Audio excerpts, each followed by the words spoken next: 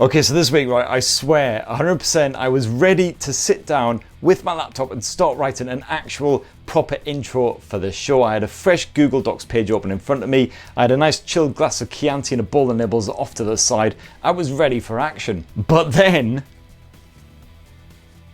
I had to go and see a friend's wife, and that meant I couldn't do it. But never fear, because this week we have a rip-roaring, pancreas-poking episode packed to the gills with geeky tech chat. And if you don't like it, it's not me that's the problem, it's you. Techspert Weekly. So last week admittedly was a bit of a boring bugger, but this week we actually had a proper tech launch to distract us all from the general rubbishness of being alive. Although yeah, once again it was one of those virtual thingies on the internet rather than an actual physical event, which means no free bar to abuse until they finally run dry or forcibly remove me from the premises. To make up for this, however, the launch for the OnePlus Nord 2 was at least nuttier than Squirrel Nutkins' nutsack. The launch opened with some kind of, I don't even know what to describe this as, to be perfectly honest. It's kind of like if Indiana Jones was directed by Michael Bay. Bizarrely pointless, but certainly very entertaining cinematic shenanigans, although it's probably fair to say that most people who were tuning in for a tech launch at 3 PM in the afternoon probably weren't expecting to see extreme gratuitous violence. You don't know what you're doing. But the bad guys hated science.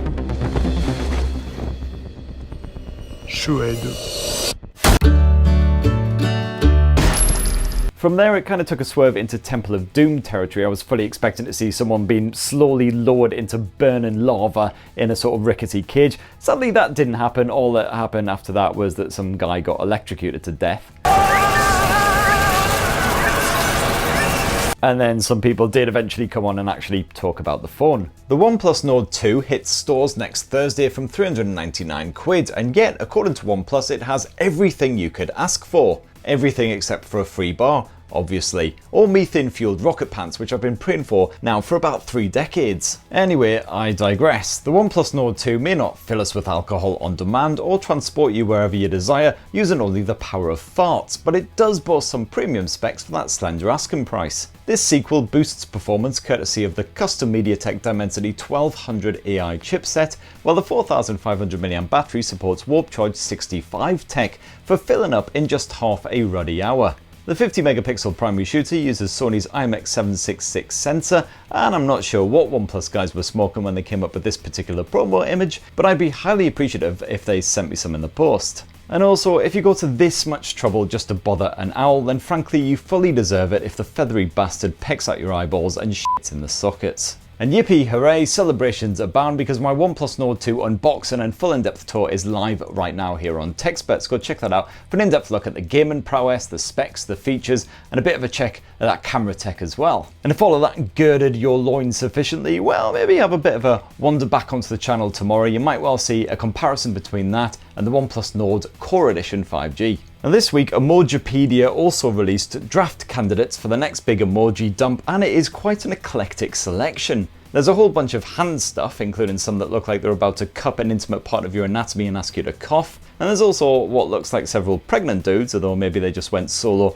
on a KFC bargain bucket. Plus there's some kind of troll thing, there's a nest either with eggs or without, some beans, someone angrily tipping out water, and a terrifying x-ray that will haunt my nightmares. Quite a random bunch there. They should be hitting your smartphones later in 2021, by which point we'll probably be in lockdown 6.0, maybe even 7.0. Who knows? So maybe they should have had an emoji of someone putting a shotgun in their mouth. Might be slightly more appropriate. And also in a bit of news that I sadly didn't quite manage to squeeze into last week's TechSpert Weekly, the Steam Deck pre-orders went live last Friday, and apparently quite a few people want one because the entire system fell on its arse faster than me attempting a 15-yard dash. If you happen to miss all this Steam Deck news, it's basically a handheld gaming PC from Steam, of course, that can play all of your Steam titles, even hardcore efforts like Doom Eternal, thanks to the quad-core AMD Zen 2 CPU, backed by 16 gigs of DDR5 RAM. That's a stripped back version of the octa-core Zen 2 found in the Xbox Series S, which is definitely impressive stuff if it actually functions well in this handheld form. Don't expect to be running Far Cry 5 in full 4K glory or anything though, because the screen is a simple 60Hz 7-inch LCD effort with a 1280 by 800 pixel resolution, but at least it means that you can start playing the mountain of Steam games that you've piled up over the years in various sales. Oh, only 49p for STD Clinic Tycoon, sold. But despite the fact that the Steam Deck pre-order system went live basically a week ago by the time you watch this video on the YouTubes, chances are you won't be actually getting your mitts on one until the arse end of 2021, and that's if you got your pre-order in immediately. If you sort of dawdled, waited a day or two, chances are you probably won't actually get one in your hands for another year or so. And that's a shame because it sounds like a great machine, certainly got plenty of potential there, and it definitely sounds a lot better than that god-awful OLED Switch that Nintendo spaffed out last week. Now we just got to hope that it can actually handle more taxing games than Minesweeper without getting hotter than Satan's sphincter. Anyway, that's the main tech news from this week. A few little leaks and rumours and all that other usual bollocks, but we're going to skip all over that because time is running very tight this week, unfortunately. Which means, regrettably, it's time for the part of the show that's about as much fun as a SodaStream enema. It's viewer comments. Yay! Viewer comments. Because let's start up with my man Erez, who says, "I love this news roundup."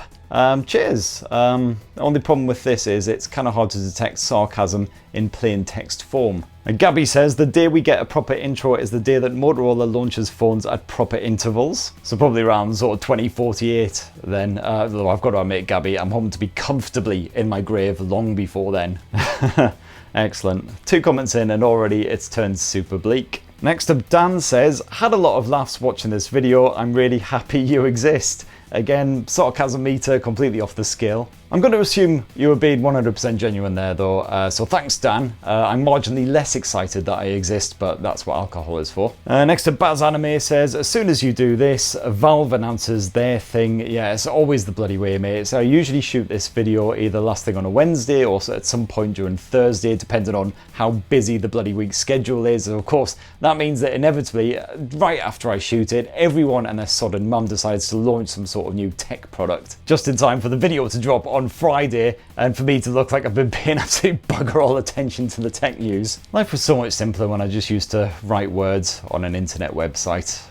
Those were the days. Although the biggest pain was working for a magazine where between signing off an issue and it actually finally arriving in stores in print form, everything was bang out of date by about a fortnight. Next up, Gadgets John. My man Gadgets John, hello sir, hope you are doing well. Haven't seen you in far too long. For anyone who doesn't know Gadgets John, he's a tech journalist, excellent photographer as well. Go check out his YouTube channel, which I believe is just It's Gadgets John. And he says, "Extra savings means extra money for the booze funds, definitely words to live and hopefully die by." Yeah, hopefully. And hopefully one day soon we'll be back to those free bars, drinking ourselves into an early grave. Next up, DVDV, thankfully not VDVD.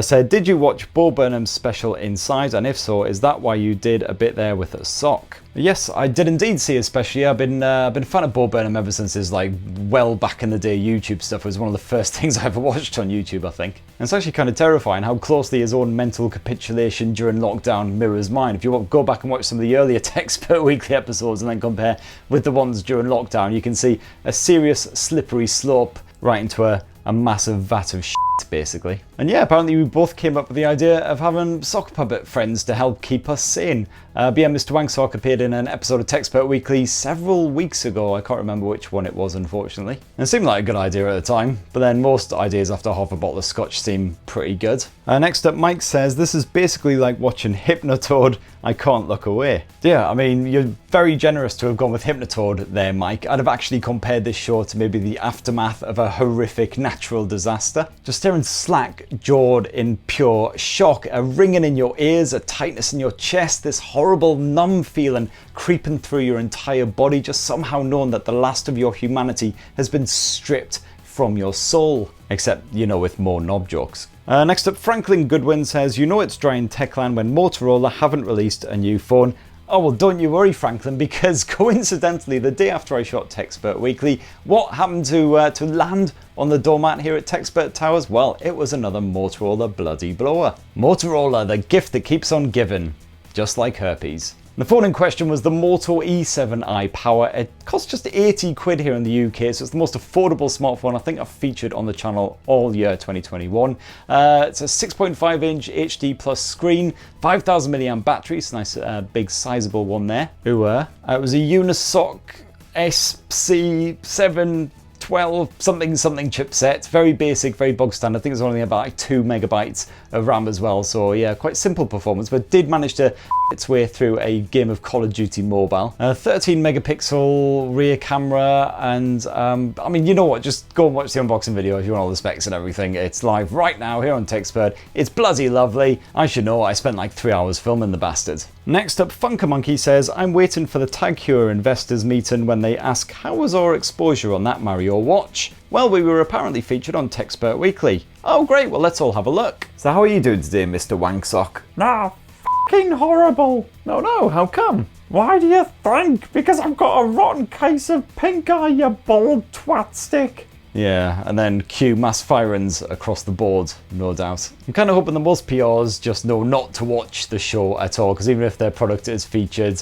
probably the client's not going to be 100% satisfied. Like that bit where I just compared Motorola to herpes. Next up, Jack says, alright Uncle Spurt lad, have you tested any new headphones? I heard you like a rubbery tip.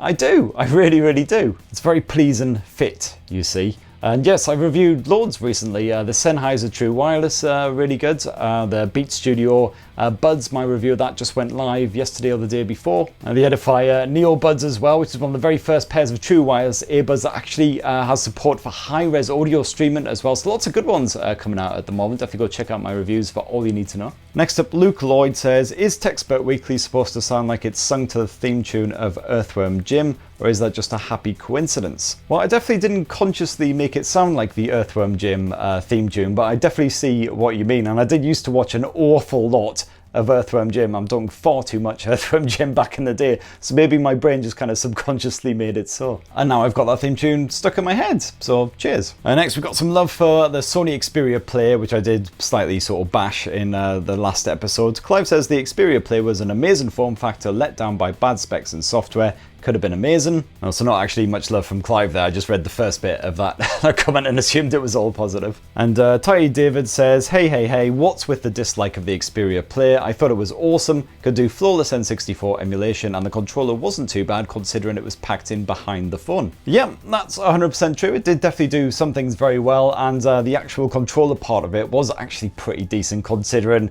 again, it had to sort of fit behind the screen and not make the phone too ridiculously chunky. I think the main problem was just the hype around it before launch was absolutely enormous. You know, got so many different press releases and other bits coming through about it. I basically expected, you know, like a phone version of the PS Vita or something. We've been able to play like any PlayStation game throughout history on this mofo, just, you know, pay a few quid, download it, off you go. The game selection was just poor. The overall experience wasn't fantastic either. A few little issues here and there, like the screen was really dim, so you couldn't really play outdoors either. But yeah, it was just my own personal disappointment because of all the hype. The problem was mostly, as usual, me. Next up, David says, if Mario can have a smartwatch, well, what about an exclusive Mr. Wanksock smartwatch? Now, you know what? I've always said that YouTube merchandise is pretty frickin' dumb, and I refuse to sell a TechSpert mug or a TechSpert cap or any of that bollocks. But a Mr. Wanksock smartwatch? Now, that is actually pretty tempting. Mr. Wanksock, start tracking a 10-mile run. 10 fucking miles? Who are you kidding, eh? You'll do the same as fucking always. Wheeze and pant your way down the high street, then give up and pop inside Tesco's for a box of Krispy Kremes and a bottle of scotch. I've seen roadkill as healthier than you fat bag of jizz. Next up, Etienne says, I've genuinely had 9 injections into my eyeball, not of AIDS though, and it's actually not as unpleasant as you might imagine. What? 9? 9. Right in your eyeball. F off. Ugh. Anime recommendations from good old Ranga here. He says, watch Odd Taxi. I hope I'll see some Odd Taxi wallpaper after that. Well, I'll have to Google the shit out of Odd Taxi because I've not heard of that particular gem. Okay, it's about a taxi driving walrus who solves mysteries.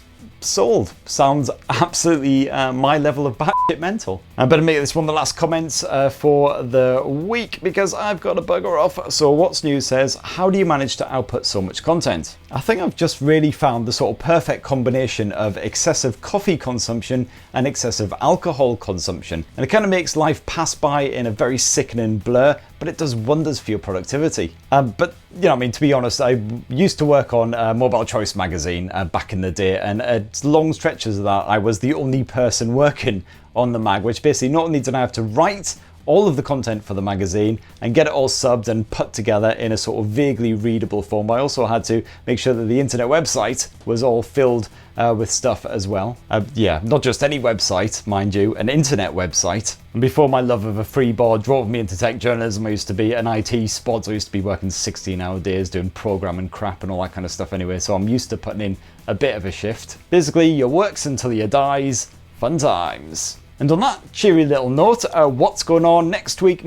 What's going on next week? Well, we've got another big smartphone launch coming at you next week, Tuesday, July the 27th, a bit of Nokia action, so stay tuned, expecting a few new handsets there. And that afternoon as well, also the Nothing Ear launch. Nothing is launching its first pair of true wireless earbuds. Whoop whoop, mega excitement there. Gotta say, if I've learned anything from my time in tech journalism, from the likes of the Xperia Plate, for instance, it's that the more hype there is built around a product, generally the more disappointing it is. But we will see if the Nothing Ear is a massive dud and how many YouTube dickheads actually buy into the hype. And there's going to be another phone launch on Wednesday, July the 28th as well, but I am under embargo. I'm not even sure I can mention the brand of that, so just stay tuned for an unboxing basically. And also hoping to bring you my full in-depth review of the OnePlus Nord 2. Got a couple of best of roundups that I'm busy updating as well. And sadly, hankies at the ready. Unfortunately, I won't be able to do a Techspert Weekly next week. Sorry about that. I did promise your mum I would take her away for a wet weekend in Wolverhampton, and I am a man of my word. But yeah, don't worry, Techspert Weekly should be back the following week as long as she doesn't put me in traction again. So that's it. Thank you very much to everyone who commented last week. Apologies for being to yours. Please do slap the comments down below and we'll get to them in a fortnight's time. In the meantime, have yourselves a fan-bloody-tastic weekend, and that's about it. Cheers everyone, love you.